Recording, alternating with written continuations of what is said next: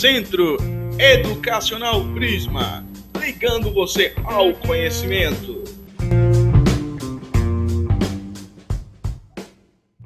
Olá, alunos do quarto ano. Estamos de volta com nossas aulas online, hoje com Geografia. Dando sequência a nossos conteúdos da terceira unidade, nós vamos ver hoje Diversidade Cultural. Esse conteúdo está na página 161. 161. Esse capítulo, ele está retratando com relação às o que herdamos das etnias formadoras do nosso grupo, da nossa sociedade brasileira, melhor dizendo, né? Do nosso povo brasileiro, melhor dizendo, desculpa. Então, nós temos aqui o quê? Aqui ele está retratando que nós temos o quê? Heranças europeia, herança indígena e herança africana. Então, essas heranças, né, elas foram distribuídas pelo imenso país, que é o Brasil, que nós sabemos, por ser grande, ele foi se espalhando, ele foi formando diversas culturas. Porque nosso país, ele é um país que ele tem várias culturas, ele não tem uma única. Eu não posso dizer que todo o Brasil só tem influência europeia. Eu não posso dizer que nosso país só tem influência africana ou indígena, tá? Muito pelo contrário, tá certo? Então, o povo brasileiro, ele está baseado nos diferentes costumes, nas diferentes manifestações, na arquitetura, na alimentação, né, nas manifestações religiosas, tá? No modo de se vestir, enfim. Então, são várias os exemplos culturais desses povos. Sem falar dos outros, né, que vieram, que no decorrer da história vocês vão ver. Então, o que eu tenho a dizer a vocês é o seguinte: começando pelos indígenas. Nós sabemos que os primeiros habitantes do nosso país, do nosso imenso país, eram os indígenas.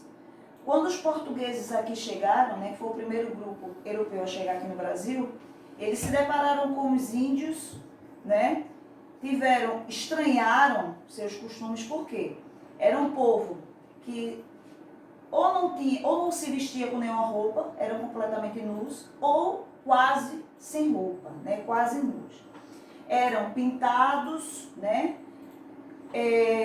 se utilizavam de tudo, né, eles aproveitavam tudo que a natureza oferecia, tá certo?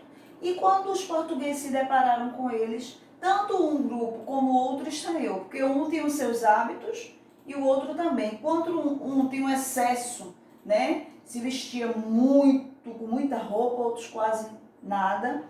Enquanto uns se pintavam, né, outros não faziam isso, enfim. Então, o primeiro grupo, o que eu tinha falado agora é sobre os índios.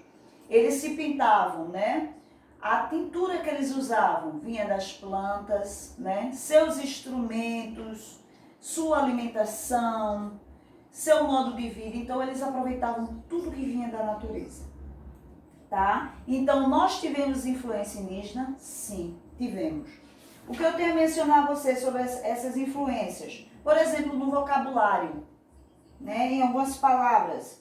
Nós usamos, por exemplo, algumas palavras, tipo Tainá, né? Que é o nome próprio, né? Tijuca, tá? Nós, por exemplo, falamos sobre Maracanã, né? Pipoca, canoa, enfim, são algumas palavras, alguns exemplos que eu tenho a dizer a vocês com relação à influência dos indígenas no nosso vocabulário, tá certo? Quando se trata no transporte, nada melhor em citar do que as canoas, uso de canoa, né? Quando se trata na alimentação, nós temos um forte costume de utilizarmos em nossa alimentação a mandioca. E a mandioca é de influência indígena, né? Essa mandioca, a qual nós utilizamos a farinha, né? Se faz o beiju, se faz a tapioca com ele, enfim. Nós temos também algumas ervas muito usadas, isso vem passando de geração em geração, muitas ervas que usamos, né? Para tratarmos algumas enfermidades de uma forma natural, né? Vou citar para vocês alguns exemplos. Por exemplo, nós temos o que? A alfavaca, né? A alfavaca, ela serve o quê? Prisão de ventre, né? A finalidade dela. Nós temos o boldo, né? Que é muito utilizado para problemas digestivos, tá certo? Enfim, esses são alguns exemplos de ervas medicinais que foram de influência indígena, tá? Eles aproveitavam os vegetais, como eu falei para vocês, de uma forma muito especial. E herdamos isso deles de uma forma muito especial também, né? Até hoje. Quem não tem uma receitinha usando uma erva, você vai no supermercado, você encontra a erva desidratada, né? Nos sachês, dentro das caixinhas. Isso é muito comum, influência indígena. Já quando se trata da influência europeia, eu vou começar iniciando com os portugueses, né? Nada melhor como os portugueses, que foram os primeiros povos europeus a chegarem, a pisar em solo brasileiro, né? E terem contato com os índios. Inicialmente, os portugueses chegaram aqui ao Brasil, né? Eu não vou entrar em história, detalhadamente na história.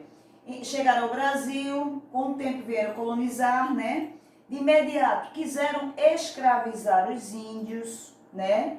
Mas isso não foi possível de acordo com os planos que eles tinham. Começaram a trazer outros tipos de povos, né? Aí quando entramos no africano, né, que eles trouxeram para cá escravizados, né, para trabalhar na lavoura, na mineração, né, principalmente do café na época. Então, depois, né, disso, nós tivemos outras contribuições, tipo os holandeses, né, depois do passado tempo da história, nós tivemos os holandeses, franceses, espanhóis, alemães, japoneses, né, os árabes, poloneses e assim por diante, tá? Então, o que eu tenho a mencionar a vocês sobre a contribuição europeia?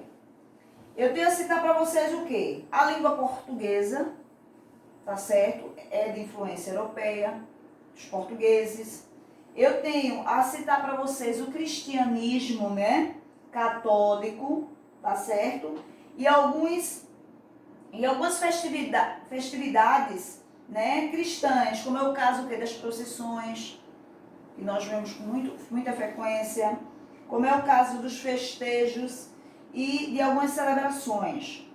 Quando se trata de comemorações, eu tenho a citar a vocês as festas juninas, o carnaval, o Bumba Meu Boi, né?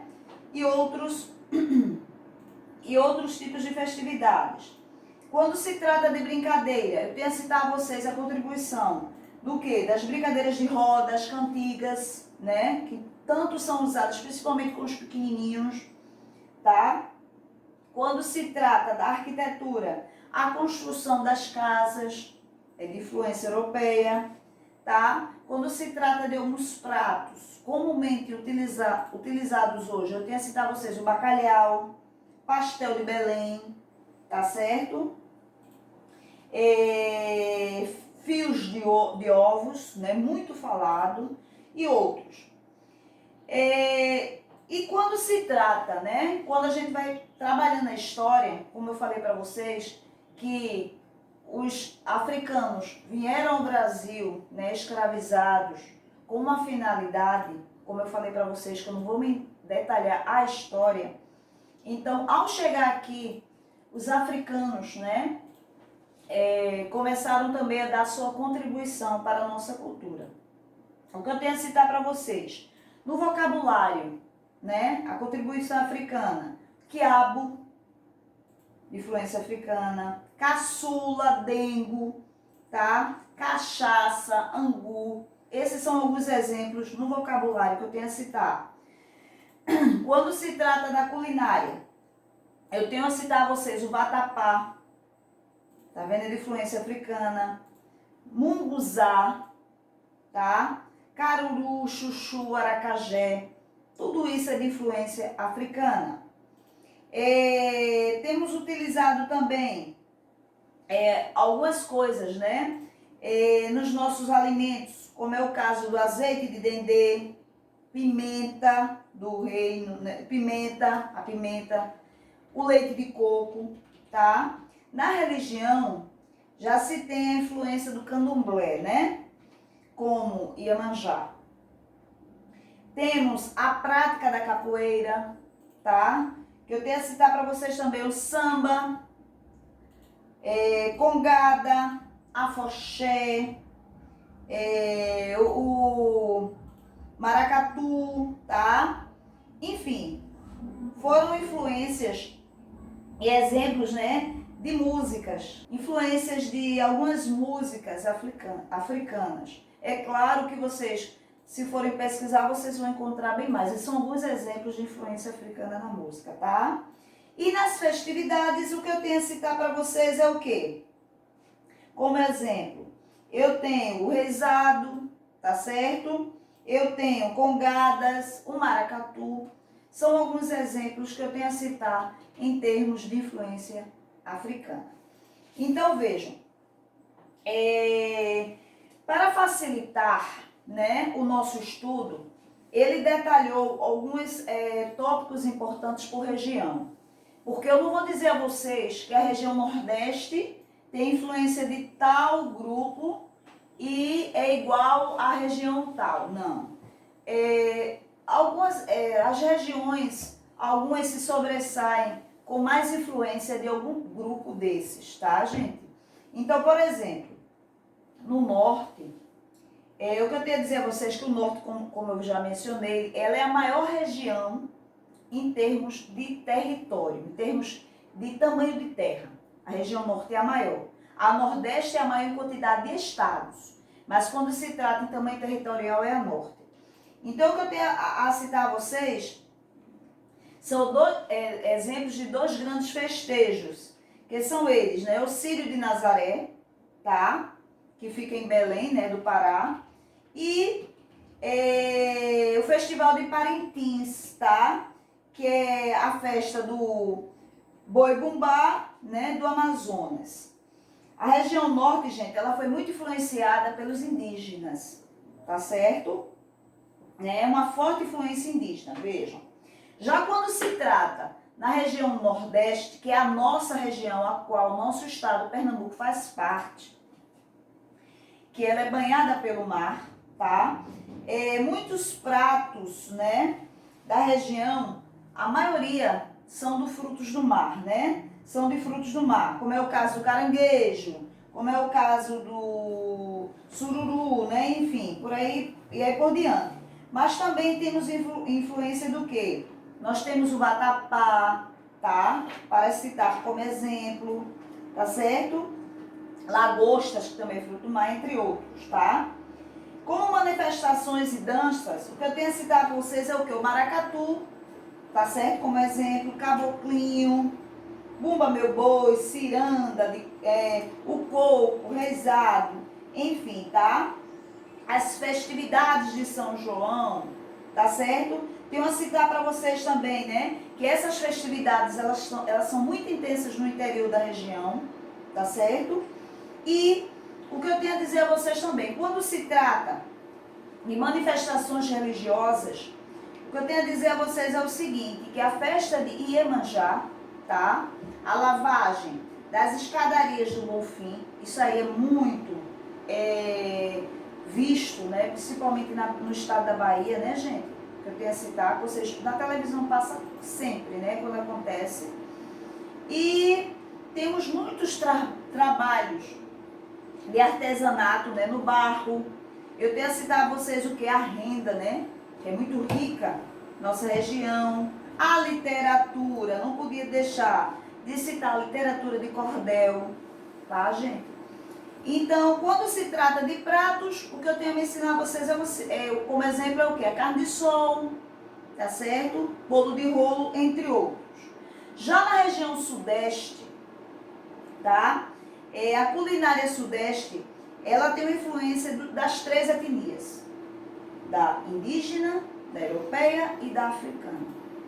Tá vendo como há diferenças? Às vezes são poucas, mas às vezes são mais predominantes. Das três, tá certo? Então, os pratos que eu tenho a citar para vocês: muqueca, tá? Capixaba, pão de queijo, né? Muito comum em Minas Gerais, né? A feijoada, bacalhau, tá? Pizza, enfim. São vários os pratos que eu tenho a citar para vocês de influências das três etnias, tá certo? Já na religião, nós temos destaque a festa do Divino, nessa região, Carvalhadas, o Carnaval, Folia de Reis, tá? A festa dos Santos, padroeiros, né? Enfim. Já na região Centro-Oeste, o que eu tenho a citar a vocês também é que já nessa região, vejam que interessante, já nessa região, a influência predominante dessa região, eu tenho a dizer a vocês que foram do quê? Dos paraguaios e dos bolivianos. Vejam que interessante. Por isso que ele fez questão nesse capítulo de sair citando tópicos particulares de cada região.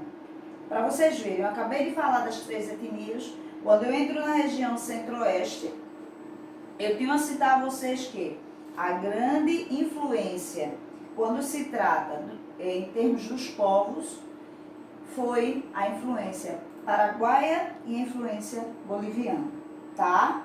Na culinária eu tenho a destacar a vocês o quê? Arroz de Pequim, tá? A sopa paraguaia também é um destaque que eu tenho a dizer a vocês dessa região. E na região sul, o que eu tenho a citar a vocês é o seguinte: já teve influência dos imigrantes portugueses, tá? Espanhóis, alemães e italianos. Então, esse grupo, ele teve influência nessa região. E quando se trata das festas típicas, eu tenho a citar a vocês a festa da uva, tá certo? Eu tenho a citar para vocês o fandango. Eu tenho a citar a vocês a dança das fitas, entre outros, tá? Também tenho a destacar a festa de Nossa Senhora dos Navegantes, tá certo, gente? Entre outros. E na culinária, eu tenho a destacar a vocês o quê? O chimarrão e o famoso churrasco, né? O chimarrão e o famoso churrasco, né? Então, que é muito comum. Quem não disser que as pessoas dessa região não gostam do chimarrãozinho e do churrasco, eu estou mentindo.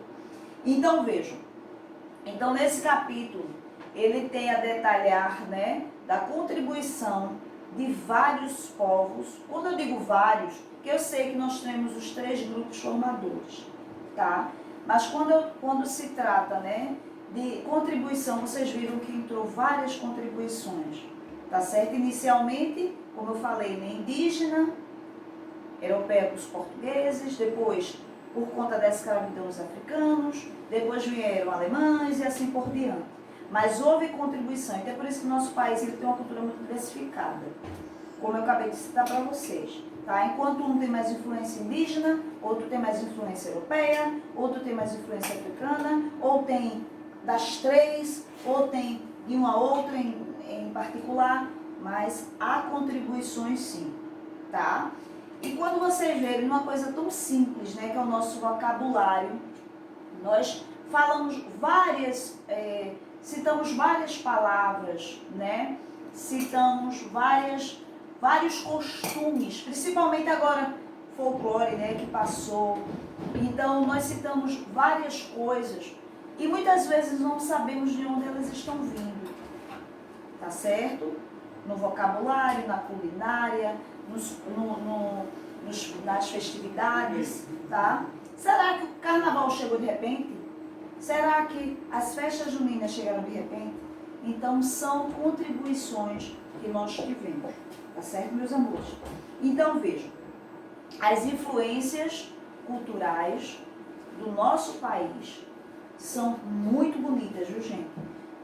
Tendo oportunidade, pesquisem para valer, que vocês vão ficar maravilhados com tantas coisas bonitas, que nós, às vezes são coisas tão simples que nós temos no nosso cotidiano e não sabemos de onde vieram. É interessante conhecermos, antes de conhecermos a casa lá fora, conhecermos a nossa casa. O que eu quero dizer?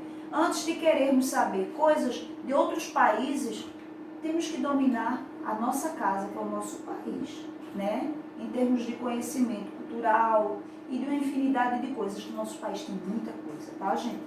Na página 169, iniciando a atividade, o primeiro, o segundo, o terceiro e o quarto, todas essas questões são pessoais. Quando se trata do quinto, você vai pesquisar aí palavras, né? De origem indígena, 5 palavras, para ser sincero, de origem indígena e de origem africana, né? Que ele está pedindo aí. E escrever ao lado o significado. Por exemplo, vou dar um exemplo.